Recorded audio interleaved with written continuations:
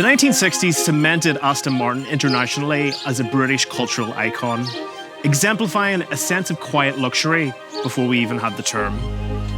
The DB5's appearance in James Bond's Goldfinger led it to becoming one of the most recognisable cars of all time, but it was the DB6 that came afterwards that marked the end of this renowned line of DB Aston Martins.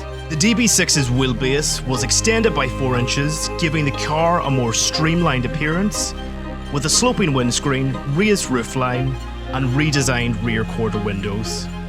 This example was imported into New Zealand in 1983 by a returning resident.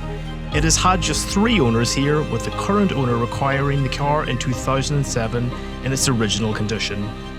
In early 2009, they embarked on a meticulous and comprehensive 13-year restoration project, sparing no expense.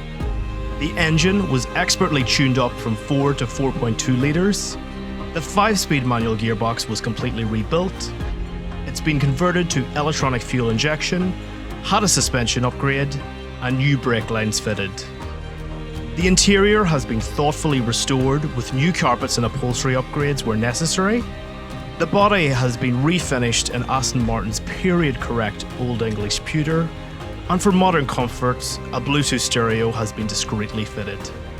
This is a special model, being one of only 268 in the coveted right-hand drive Vantage specification.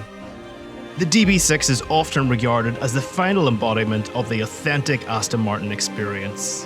This 1967 Aston Martin DB6 Vantage is going to be offered in our Collector's Cars, Motorcycles and Automobilia auction on the 27th of August at the Dewdrop Event Centre in Manukau.